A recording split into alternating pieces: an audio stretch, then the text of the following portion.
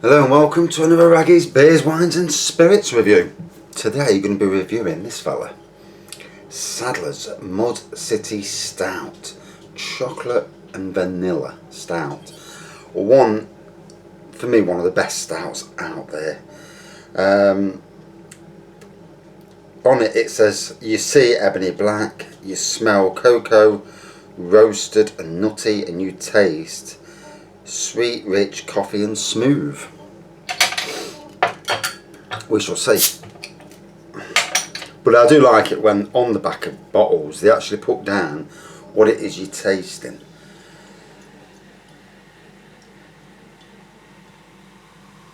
There we go, look at that, beautiful. Sunday afternoon, dreadful work tomorrow, but is what it is. I was going to do some gardening today, but it's chucked it down all bloody day. So I sat dossing on the settee watching TV. I've got a hobby, haven't you? So the wife's gone out, and it's time for a beer review. And what better beer review in a Titanic glass and a Sadler's beer? Oh. So like it says, what you see is black, yeah.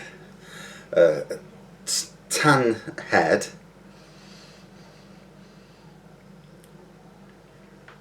chocolate on the nose,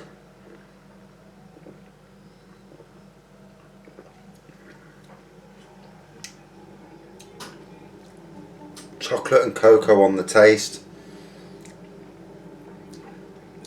a nice smooth, definitely smoothness to it.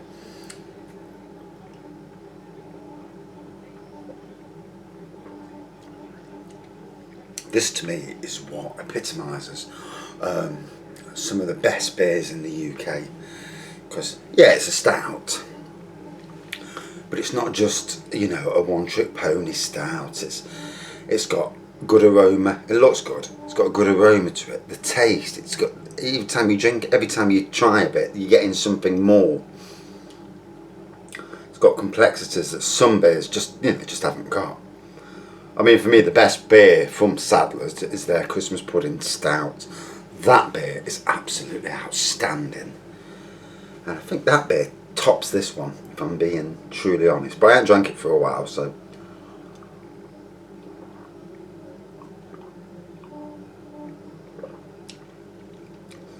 Well, pulling closer to 1,000 reviews.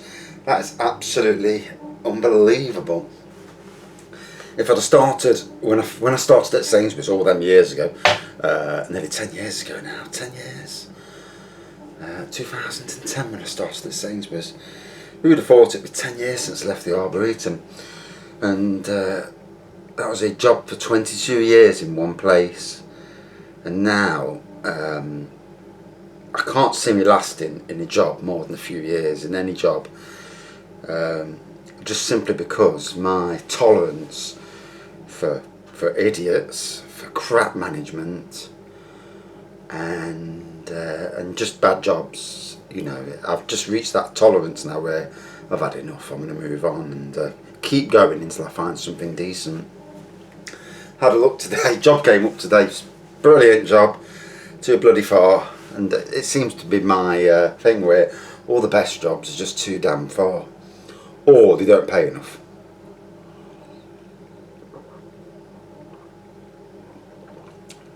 But back to this beauty.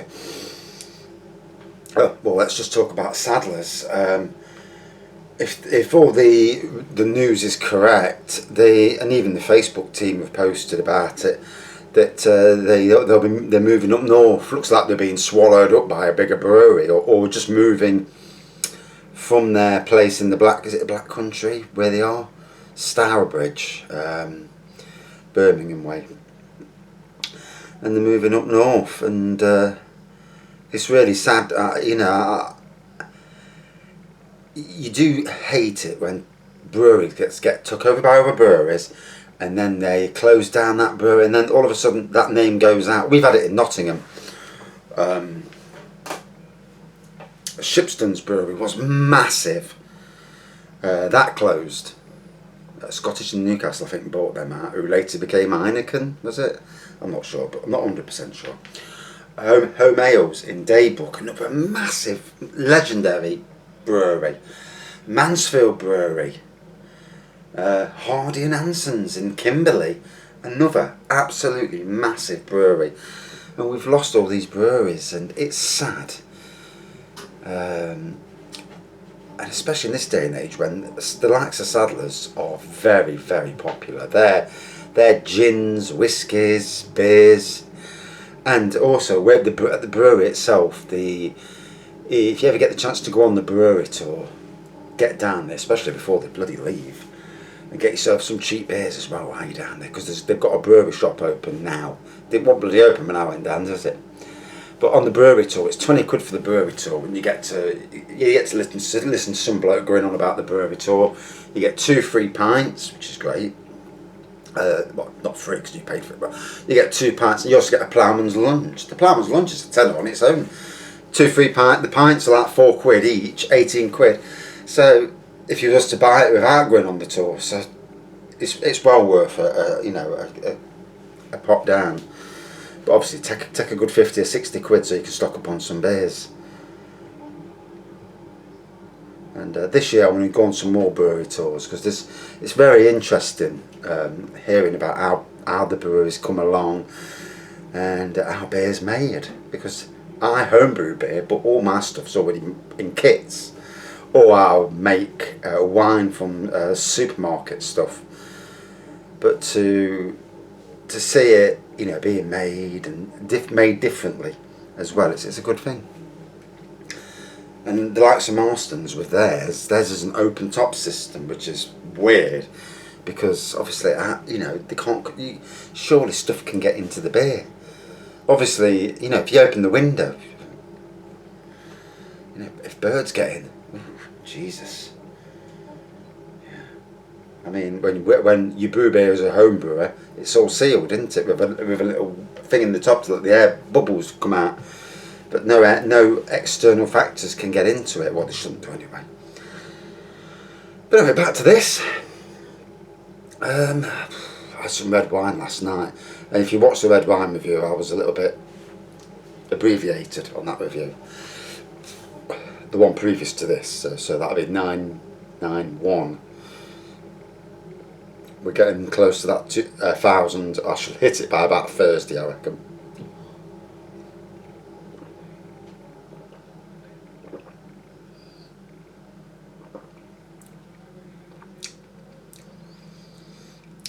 So yeah, this is an excellent stout. It's very quaffable. It's 6%. Doesn't really taste like a 6%er. I'm not getting that strength of, in the beer, although I can feel it in other parts, but not on the taste. I can't. And when you're trying to pick out the flavours and how it is, it really is a cracker of a beer.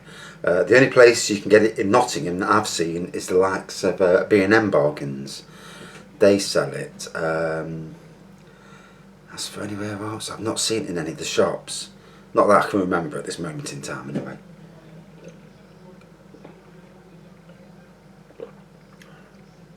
Oh. One of these days I'll have to do a live review. But when the channel gets bigger, when I can actually do live reviews, because you have to get to 1,000 subscribers, which wasn't the case when I first started doing it. But now you have to get to 1,000 subscribers before you can go live. And I don't mind doing live reviews, because it's funny for one. And although it's a bit disconcerting when you see people watching, and all of a sudden it's different. I mean, I did a Facebook review the other week, and yeah, it was a bit strange. And I probably will do a Facebook live review when I get to 1,000, because I think then it's deserving of a Facebook review. And I'll try to be sober on the review as well, because I don't want to be saying too much and get myself into trouble. Especially if any future employers watch it and think, God, he's a bit of a dickhead. So, you've got to be careful, haven't you?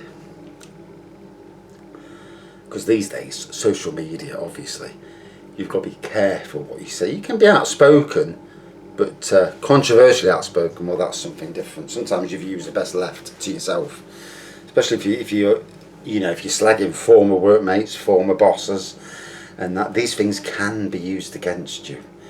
So better not to name people, unless you're never going to go back there, then it doesn't really matter. I mean, I can't see myself ever going back to Sainsbury's, although I love the job.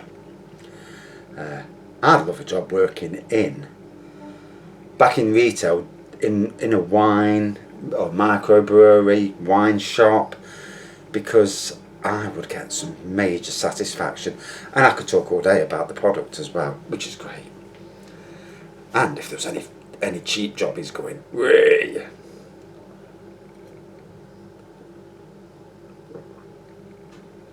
So, near black in colour, although when you get to the bottom of the pint, it's actually not. With a tan head, chocolate cocoa on the nose, chocolate cocoa, a little bit of vanilla in the taste, not a massive amount, but very smooth, rich, good complexities in the flavour, really enjoyable beer.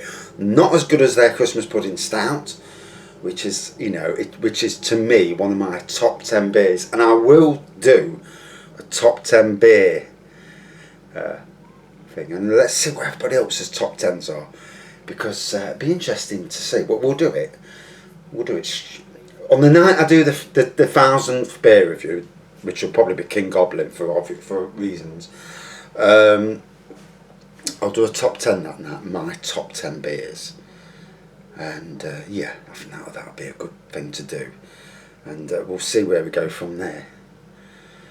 Right, so out of 5 then for this fella, I'm going to give this a 4.6 out of 5. Not quite top 10 status, because that's above 4.6, but yeah, a fantastic beer. And if you do like this brewery, put something on the internet and say, why are you moving it? Kick up a fuss. Go in their pub, especially if you live in Birmingham. Kick up a fuss. Keep it local. Otherwise it will lose its identity. And none of us want that. Well, that's me done. Thanks for watching. See you soon.